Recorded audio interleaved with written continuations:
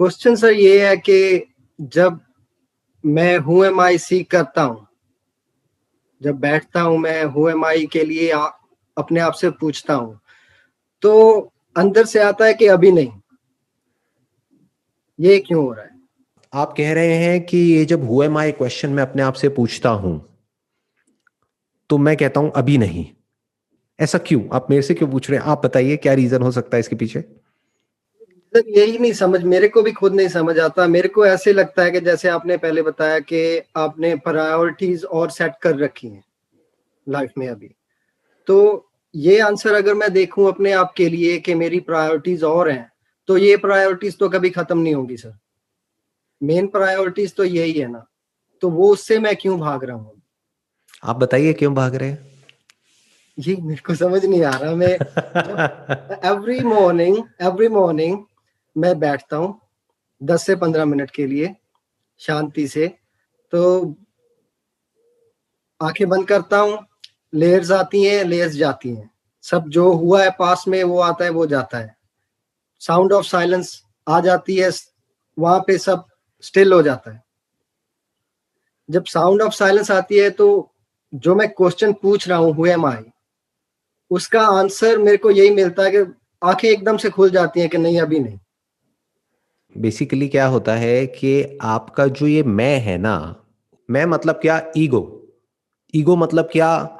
I have a separate existence in this universe. एक मैं हूं, ये मेरी वाइफ है, ये मेरे बच्चे हैं, ये मेरी माँ है, ये मेरे पिता हैं, ये मेरा काम है, मैं यहां रहता हूं, मैं ये करता हूं। ये सब किस पे टिका है? मैं पे तो टिका है। मैंने पास्ट में ये किया, अभी मैं ये कर रहा हूं, फ्यूचर में मैं ये करने वाला हूं। ये सब किस पे टिका है? पास्ट, प्रेजेंट, फ्यूचर सब मैं पे टिका है।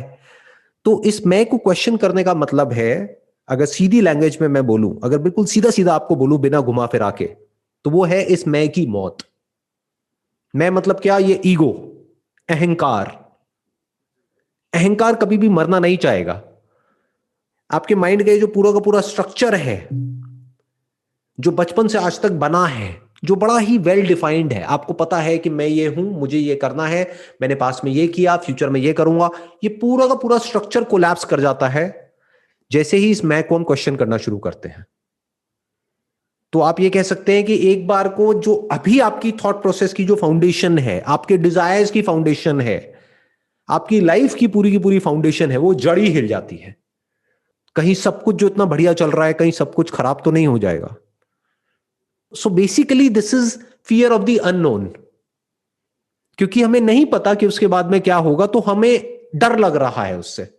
हो सकता है कुछ बहुत अच्छा हो, ईगो के डिसॉल्व होने के बाद हो सकता है कुछ बहुत बुरा हो, बट आपको एक्चुअल में नहीं पता है।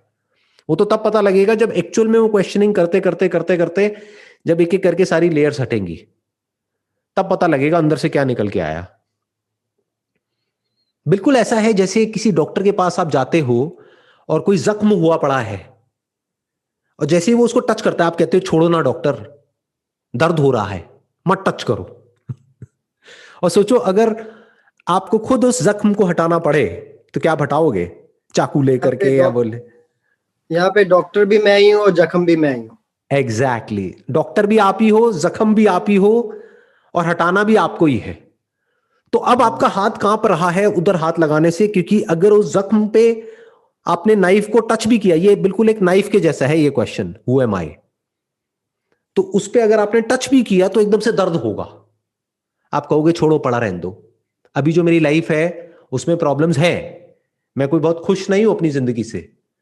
मूवमेंट्स आते हैं थोड़ी थोड़ी खुशी के, लेकिन अंडरलाइंग जो इस सब की जो रियलिटी है वो दुख है जो कहीं ना कहीं है। क्योंकि जब तक ये मैं जिंदा है, जब तक ये मैं है, तब तक हम खुश रह ही नहीं सकते। डीप डाउन मैं मतलब क्या? एक सेपरेट एग्जिस्टेंस, एक सेपरेशन है आपके बीच में और यूनिवर्स के बीच में, आपके बीच में और भगवान के बीच में, आपके बीच में और उन लोगों के बीच में जिनके साथ आप जुड़े हुए हो। तो जब तक ये सेपरेशन है, यानी ये मैं और तू है, तब तक इंसान कभी भी खुश नहीं रह सकता। यानी अनलिमिटेड थॉट्स अंदर चलते ही रहेंगे। डीप डाउन एक मौत का डर बना रहेगा, बहुत कुछ बना रहता है। तो डीप डाउन बहुत तरह के दुख होते हैं, एक तरह का वो जख्म। लेकिन जैसा भी है, अगर उसको टच किया तो उसमें ज्यादा दर्द है करना तो पड़ेगा। और अगर नहीं टच किया तो जो है उसकी आदत पड़ चुकी है, जख्म है, कोई बात नहीं, थोड़ा थोड़ा कभी कभी तंग करता है, फिर हम दवाई खा लेते हैं, हम ठीक हो जाते हैं। दवाई हर एक की अलग अलग है। किसी के लिए दवाई का मतलब दारू है, किसी के लिए कुछ और है, किसी के लिए कुछ और है, किसी के लिए इंटरनेट है, किसी के लिए कोई वीडियोस देखते रहते हैं, कुछ ना कुछ। मतलब उस जख्म से ध्यान हटाने की बहुत सारी दवाइयां हैं इस दुनिया में, तो लोग उन दवाइयों में ही उलझ करके रह जाते हैं और वहीं अटैच हो जाते हैं। तो नाइफ को वहां पर टच करना बड़ा मुश्किल काम है। अभी आसान कर दिया आपने। अच्छा, अब आसान कर दिया आसान कर दिया आपने। आपने एक एग्जांपल दिया था, आपने आई थिंक एक वीक पहले आपका वीडियो अपलोड हुआ था, उसमें आपने इलेक्ट्रिसिटी और बल्ब का एग्जांपल दिया था उसमें। जब वो भाई साहब आपके साथ बैठे थे और आपने एग्जांपल दिया था, तो जब मैं सुन रहा था तो मैं एक्सपीरियंस कर पा रहा था वो चीज। ऐसे लग रहा था कि बस अभी यही है सब कुछ, सभी जैसे यही है और कुछ भी नहीं है। लेकिन जब अगेन अगली सुबह मैंने अपने आप से क्वेश्चन किया कि अगर यही सब कुछ है तो मैं वहां पे क्यों नहीं पहुंच पा रहा, तो फिर वही मेरे साथ हो गया। लेकिन अब मेरे को समझ आ गया कि कैसे उसको एग्जांपल देके उसको उस डर को भगाना है वहां से। राइट, एक तरह से खुद का ऑपरेशन करना है। और ऑपरेशन के लिए जो नाइफ चाहिए ना आपको, वो नाइफ है हु एम आई। जैसे जैसे पूछते चले जाओगे ना, जैसे जैसे क्वेश्चन करते चले जाओगे, शुरू में दर्द होगा, शुरू में ये क्वेश्चन तंग करेगा, तो आदमी कहता है छोड़ो ना, ट्राई मत करो। फॉर एग्जाम्पल, अगर एक ऐसा एग्जामिनेशन है जहां पर चांसेस ये है कि शायद आप वो एग्जाम दोगे और 99% चांस है कि शायद आप फेल ही हो जाओगे, तो आदमी कहेगा छोड़ना, कौन एग्जाम देगा, क्योंकि श्योरिटी नहीं है कि वहां पे सक्सेसफुल हो गए या नहीं हो गए। प्लस कोई वेल डिफाइंड पाथ नहीं है। जैसे बाहर दुनिया में जो एग्जाम्स होते हैं, वहां पे तो पता है कि एक एग्जाम है जिसको लाखों लोग देते हैं, उसमें से कुछ का होता है, कुछ का नहीं होता है, वट एवर। तो there is some clarity, but यहां पर कोई क्लैरिटी नहीं है। यहां पे आपको यह भी नहीं पता है कि मैं इसके बारे में आपसे बात कर रहा हूं, हु एम आई के बारे में और इन सब चीजों के बारे में, और लोग जो भी बात कर रहे हैं, आपको यह तक नहीं पता है कि उनको भी एक्चुअल में आंसर मिला है या नहीं मिला है, या वो सब ढोंगी पाखंडी है। तो आपको एक्चुअल में पता ही नहीं है कि यहां पे इसका एंड है क्या। राइट तो एक अनसर्टेन पाथ है, एक अननोन पाथ है, जहां पर जाने में बहुत डर लगता है, क्योंकि पता नहीं वहां से क्या निकल के आएगा। किसी को नहीं पता है कि उसका सच क्या है, उसी को पता है जो खुद उसके एंड तक गया है। और जो गया है उसको जज कर पाना बड़ा मुश्किल काम है। कैसे जज करोगे? अगर आपको श्योरिटी मिल जाएगी जो इस मटेरियलिस्टिक वर्ल्ड में चल रहा है, तो पता है कि इस पाथ पे जाएंगे तो आगे ये मिलेगा, इस पाथ पे जाएंगे तो आगे ये मिलेगा। इस पाथ पे नहीं पता ना, हुए माई वाले पाथ पे आगे क्या मिलेगा, लेकिन उस पे मिलेगा, जो भी मिलेगा बहुत खूबसूरत मिलेगा। यहाँ पे एक और एक एंगल है थोड़ा सा जो समझना होगा। कुछ मिलेगा तो कुछ जाएगा भी। हो सकता है कुछ बहुत खूबसूरत चला भी जाए, और हो सकता है कुछ ना मिले। मिलने का सवाल तो तब उठता ना जब कुछ ऐसा मिलता जो अभी आपके पास में नहीं है। हो सकता है वो ही हो, तो एक्चुअल में किसी को क्या मिला?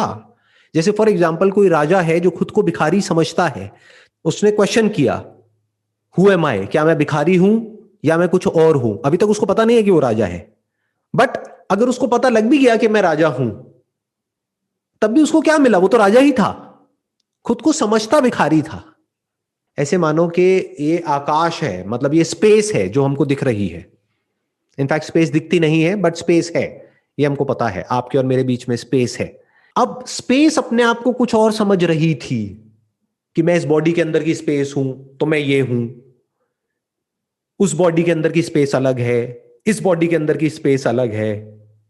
कोई चीज है नॉन लिविंग तो उसके अंदर की स्पेस अलग है, लिविंग के अंदर की स्पेस अलग है। जब स्पेस को ये समझ आ गया कि मैं स्पेस हूं, तो उसको क्या मिला? उसको कुछ नहीं मिला, ना उसका कुछ गया।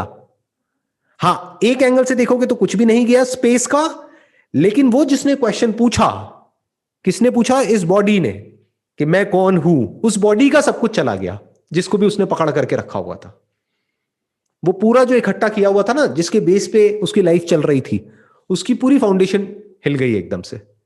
क्योंकि सोचो आपके ऊपर कितनी बड़ी रिस्पॉन्सिबिलिटी आ जाएगी अगर आपको यह पता लग गया कि आप एक्चुअल में कौन हो। मान लो आप ये पूरा का पूरा यूनिवर्स हो, अब आप सिर्फ अपने बारे में और अपनी फैमिली के बारे में नहीं सोच सकते, अब आपको पूरे यूनिवर्स के बारे में सोचना है, आपको आने वाली जनरेशन्स के बारे में सोचना है। तो बहुत बड़ी रिस्पॉन्सिबिलिटी आ जाती है हमारे ऊपर। इसलिए भी लोग डरते हैं क्वेश्चन पूछने से। तो इसके पीछे बहुत सारे रीजंस हैं जिस वजह से हम ये डरते हैं ये क्वेश्चन पूछने से। बट हैविंग सेड दैट, ये क्वेश्चन पूछना इट्स वर्थ इट, क्योंकि यहां से जो निकलता है ना, वो मैं ये नहीं कहूंगा कि बहुत अच्छा है या बुरा है, क्योंकि अच्छा बुरा तो हम लेबल लगाते हैं, या खूबसूरत है या बदसूरत है। मैं एक बात कहूंगा कि वहां से जो भी कुछ निकलेगा वो सच होगा, क्योंकि क्वेश्चनिंग से ही हम सच तक पहुंच सकते हैं, फिर चाहे साइंस हो चाहे स्पिरिचुअलिटी हो। तो अगर आपका मकसद ये है कि मुझे जिंदगी के और मौत के, क्योंकि जिंदगी और मौत अलग अलग नहीं है, दोनों एक ही है, एक ही सिक्के के दो पहलू है, हेड और टेल। तो अगर आपको है कि मुझे जिंदगी के और मौत के सच तक पहुंचना है, तब आप ये क्वेश्चन अपने आप से पूछ सकते हो, है माय। बट अगर आप ये सोच रहे हो कि शायद ये क्वेश्चन पूछने के बाद जो अंदर से निकल करके आएगा उसके बाद जिंदगी बहुत बढ़िया हो जाएगी, या पता नहीं मुझे क्या मिल जाएगा, तो हो सकता है कुछ भी ना मिले और सब कुछ चला जाए। फिर भी क्या आप तैयार हो ये क्वेश्चन पूछने के लिए? क्यों? क्योंकि आपको क्या मिलेगा? सच मिलेगा, बस। अब वो सच कड़वा भी हो सकता है, बोलते नहीं है सच बहुत कड़वा होता है, तो सच कड़वा भी हो सकता है। बट ये सच और झूठ का फर्क आपको दिखने लग जाएगा जिंदगी के हर पल में। बस इतना सा होता है।